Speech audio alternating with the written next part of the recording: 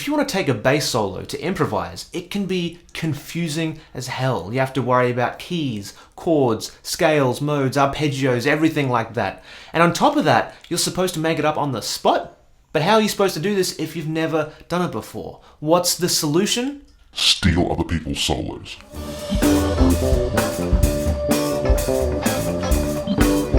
Welcome to Become a Bassist, where it's all about insanely practical, no BS bass lessons designed to get you playing better bass, having more fun, and becoming the best bassist you can be. And now when I say steal other people's solos, I'm not saying you steal entire songs and try and pass them off as your own. Definitely don't do that. But what you can do is look at bass solos that already exist, learn how to play them for yourself, and then you can use those as either an inspiration for when you have to take your solo, or you can extract specific licks that you like and play them just about anywhere. Think about it. There are bass solos that already exist that you know sound good, so why not just copy them? It's not cheating, you're just learning the language of the music, and it's not going to kill your creativity or anything like that. In fact, it'll fuel your creativity because it'll give you ideas and things to work with. So right now, I want to share with you 3 solos that are super beginner friendly, fall under the fingers really nicely, and are the perfect starting point if you want to learn to take bass solos. The first one comes from Flea from the Red Hot Chili Peppers song Aeroplane. It sounds like this.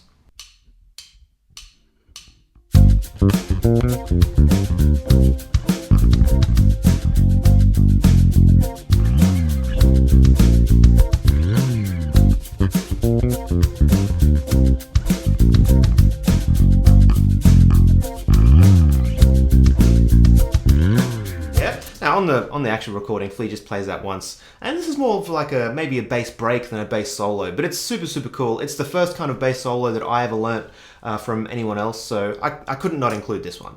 So this one is, we're in the key of G, the kind of root notes just going from G to C, and you'll see a lot of that kind of thing in Flea's solo. So we start on this G right here, 3rd fret on the E string, up to the high G, 5th fret on the D string, and then a quick ghosted note on the D string before we go 3rd fret and 4th fret on the G string from B flat to B natural. And you can either hammer that on, or you can play both notes. Either's going to be fine, either's going to work really well. And then we get this F right here, 3rd fret on the D string, and then we get 5th fret on the A string, 5th fret on the D string, so we're getting D, G, and then 3rd fret, F on the D string, 5th fret on the A string and D, and then C right here. Don't play the octave actually, I'm just putting that in for effect. 3rd fret on the A string right there. So that's kind of our first little idea. Yeah? And then we get this little phrase. Yeah? G, B flat, G, C, B flat, G, F, F sharp. So we're getting 3rd fret on the E string to 1st fret on the A string, back to 3rd fret on the E string, 3rd fret on the A, back to the 1st fret on the A string, and then all on the E string, 3rd fret, F, little ghosted note, kind of muted note there, going up to that F sharp, before landing on this G right here. And then we get 2 Gs, 2 Fs, 3, 3, 1, 1, and then we get a big old slide. And it doesn't really matter how, where you slide up to, it's just an effect. So, a good place to aim for is the kind of octave of that G. But if you overshoot it, it's going to be fine. If you undershoot it, also going to be fine. It's just that kind of effect that we want. And then we do the exact same thing on the A string. So C, C, B flat, 3rd fret, 1st fret. Do the same exact thing there. So let's try this with a bit of a slower backing track just to make things a little bit easier for us.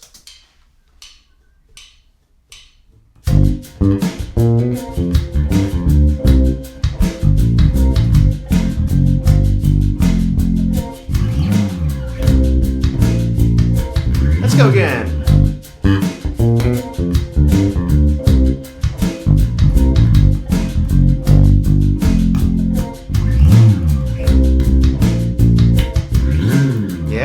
So our backing track makes it a little bit easier there. Now, if you look at the chords in this song's chorus, like what we were saying before, it's like a G sus kind of sound, going to like a C7 kind of sound, like that kind of vibe. And then we get a lot of that kind of stuff in this bass solo. In fact, we do start off with those 2 double Gs, very strong, and then we get a C on beat 1 of the next bar, and then the next 2 bars, G and C again. All that kind of stuff. Now, what can you learn from this? It means that you don't necessarily have to do, a ton of scales and arpeggios and modes and all that kind of stuff. You can build bass solos from things that you're really comfortable with, things that you already know. You don't need thousands of notes. You can just build it on root notes, and that's exactly what Flea's done here. There's a little bit of added extra stuff, that's definitely true, but at the core of it, it's just he's aiming for those root notes.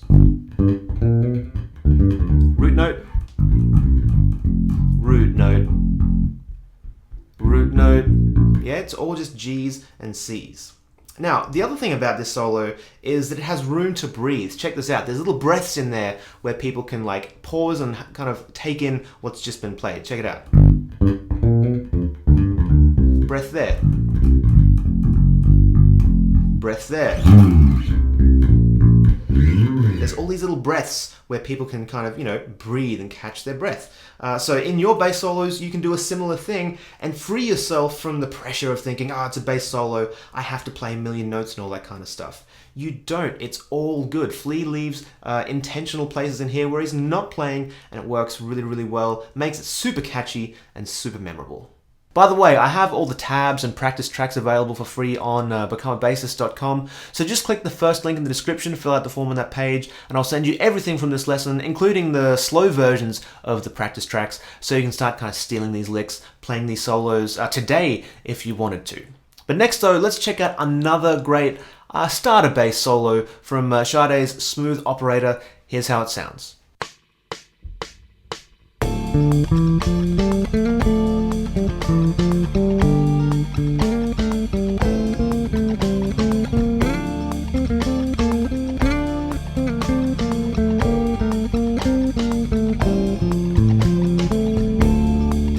That's the whole thing. Just 8 bars, not a huge amount in it, and it's fairly different from the Flea line, right? It's a bit more melodic, it's kind of floating above everything else. It's also played up higher on the neck, right? All the way up here. Whereas the Flea one was all kind of in the first 5 frets. Here we're stretching all the way up to the 19th, which puts us firmly in the human vocal range, which means it can be easier for people to kind of connect with what you're playing. But as far as how to play this one, we're starting with this D on the 12th fret right here, and we're going... Yeah, so our first phrase, D, E, F, G, A, B flat, A, 12, 14, 15 on the D string, and then 12, 14, 15, 14 on the G string. And then we get this. Yeah, G, F, D, F, G, D, 12, 15, 14, 15, 12, D, 12 back on the starting point there. And then we get this kind of thing. And by the way, you can kind of do a little bit of ornamentation on these, I guess. So you might kind of hammer that one and pull it off. Maybe put a bit of vibrato on it, give it a bit of motion, a bit of something extra, just to give it a bit of a spice. But then we get this. Yeah, so we're getting the D, and then we're just kind of cycling between the B flat, the A, and the G, the 15th, 14th, and 12th fret on the G string. But when we get up to this high B flat, we get a nice big slide up to the 19th fret there. And that one you can definitely give a bit of something to, a bit of vibrato, sounds really nice. And then this one you've got a couple of options. I've just been playing it like that, but you could also go like that. Either is going to work fine, but for this one I'm playing just the D, C, and the B flat, the 19th, 17th, and 15th fret on the G string. So we get... Yeah, so it's the same phrase twice, but instead of going... When we get to that one, instead of going up that we do on the first one, we go down on the second one. So we get... And then on the final kind of little phrase, we get a bit of something different there. We get B flat, an A, B flat, C, all those ones. And then we on the very last bar, we get this kind of cool line.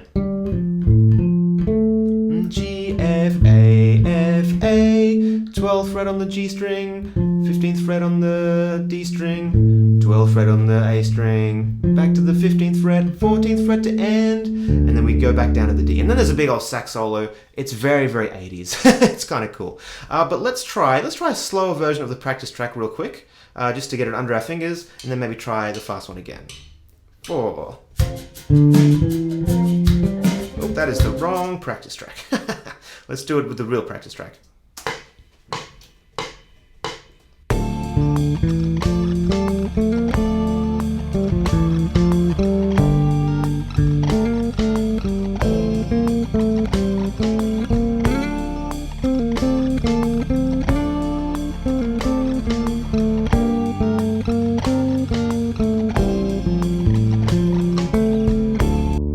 Just like that. Very, very relatively easy to get through. Alright, let's move on to our last bass solo, and this is probably the one that's the trickiest of everything we've talked about so far, but it's still very doable, and there are some classic licks in there that you can take and then steal and then use for yourself. It comes from Ben Harper's Steal My Kisses.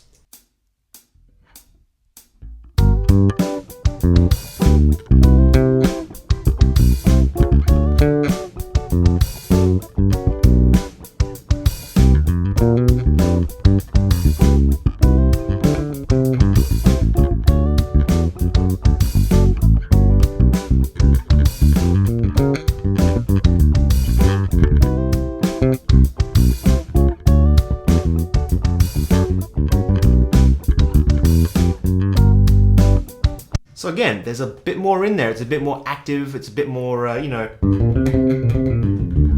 that kind of stuff, which is cool, which means you can kind of extract those licks, steal them for yourself, all that kind of stuff. But let's break it down. Let's take it piece by piece and see how this solo is built. Now the chords in this one are just G going to C and then going to D, just like that, and then back to G. And we're getting a lot of root notes in this one. In fact, the very first phrase, boom, bum, G, G, root, root, 3rd fret on the E string, 5th fret on the D string, and then we get boom, boom, boom, boom. So we get 3rd fret on the D string, 5th fret on the A string, so F, D, and then go down to C, 3rd fret on the A string, up to the high C, 5th fret on the G string. And again, this C, it's the root of the chord there. We're targeting that root of the chord. So we're getting root, root, boom, boom, root, root. And then on the next phrase, we get a similar kind of thing where we go, where we're targeting that root there, the D there. We're getting C, C, B, C, C sharp, 2 of them, D, B. So we get 3, 3, 2, 3, 4, 4, 5, all on the A string, and then up to the D, 7th fret on the G string, and then we get boom, boom, boom, boom, boom. And again, we're targeting that G there, which is the root of the chord. F, F sharp, G, boom, boom, and then we go down to this B right here. So 3, 4, 5 on the G string, little skip note, ghost note, and then down to the 2nd fret on the A string. Yeah? So that's our first little phrase.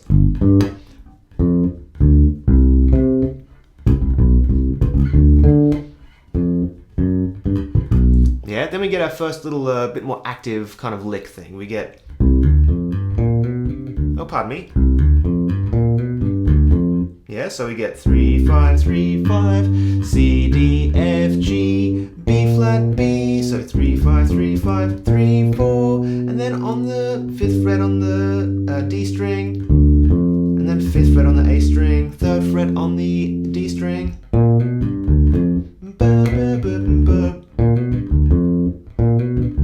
You can hammer on the 3rd fret to the 4th fret right there.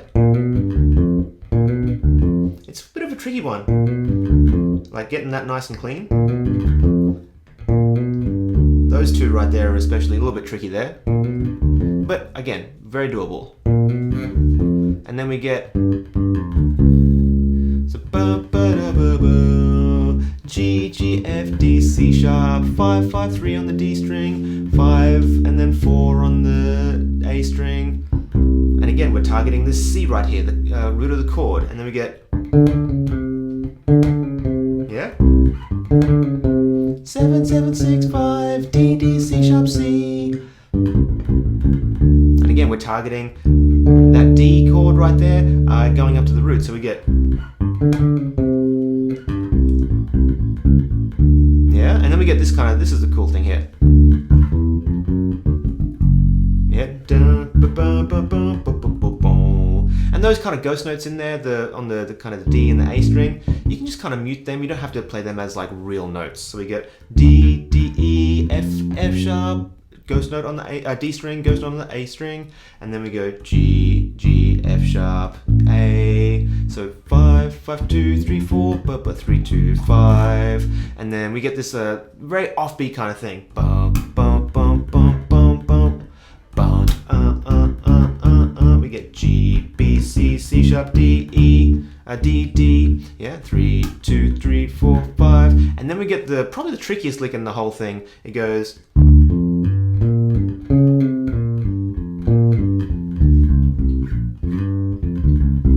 Yeah, that's it, nice and slow. We're getting D, F, G, B flat, G, and then we get, and for licks like this where it's like nice big long streams of 16th notes, it's really helpful to just kind of break it into 4-note chunks. So we're getting, the first one is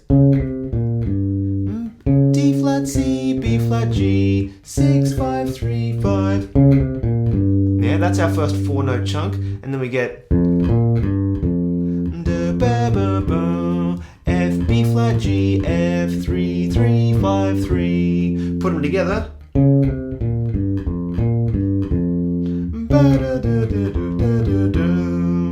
then we get the kind of tail end. All on the A string. 5, 3, 5, 4, 3, 1. D, D flat, C, B flat. So the first 3 quarters of the bar is. Yeah, and to end it, we kind of go back up to the G there. You can put like a nice bit of a slide into there, and then we get this little triplet figure. And honestly, that triplet figure, you can kind of flub those notes a little bit. It's not going to matter so much. As long as you end nice and strong on that C, which again is the root of the chord, you can kind of, get away with a bit of murder on those notes. Yeah, kind of nondescript. If you can play them, by all means, it's not going to hurt. But if you can't, it's all good. As long as that C's nice and strong, it's all good. And then we get a little bit of a offbeat C, C, and then we get a nice little lead up. 2, 3, 4 on the A string, B, C, C sharp, and then we get the last little phrase, which is D, E, F, F sharp, so 5 on the A string, and then 2, 3, 4 on the D string, and then so that one's G, G, B, C, C sharp, D, D, E, F, F sharp, G, and probably hammer on that last one, and then end on that super heavy G there. So 5, 5, 2, 3, 4, 4, 5, 5, 2, 3, 4, 5, 3, just like that. Now, if we grab a kind of slower practice track, so we can, make it a bit easier for ourselves, it'll sound like this.